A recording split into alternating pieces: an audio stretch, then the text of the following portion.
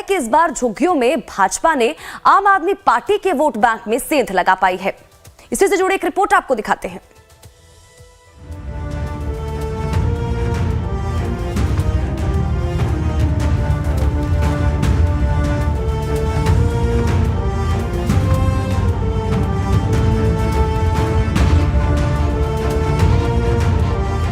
दिल्ली की सत्ता में 27 साल बाद बीजेपी की वापसी के पीछे उसकी रणनीति का अहम रोल है। कहा जाता है कि दिल्ली में सत्ता की चाबी झुग्गी झोपड़ियों में रहने वाले वोटर्स के पास है। दरअसल दिल्ली की 30% आबादी झुग्गियों में रहती है, मतलब तकरीबन 20 लाख की आबादी।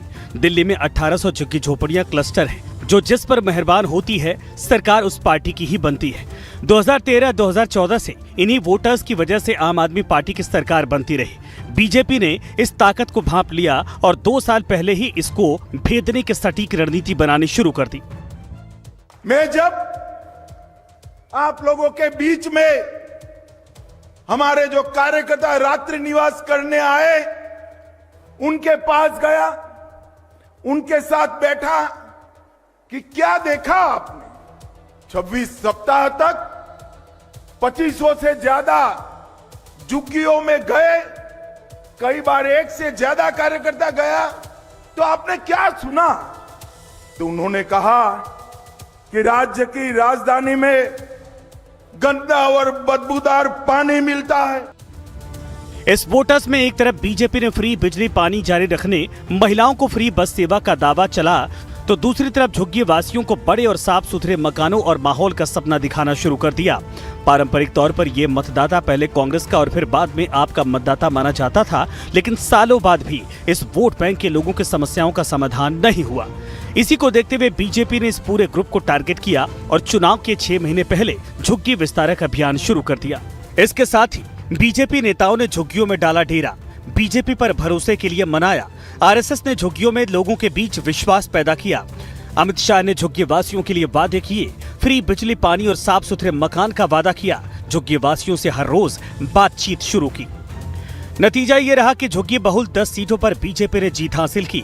हर सप्ताह रविवार को बीजेपी ने यहाँ पर स्वच्छता से लेकर झुग्गी बस्तियों की समस्याओं को उठाने का कार्यक्रम भी चलाए। बीजेपी नेता रात्रि विश्राम करने लगे, उनकी समस्याओं को अपना समझने लगे। इतना ही नहीं, स्वास्थ्य जांच शिविर लगाने और दीपावली का त्योहार बनाने का काम भी किया।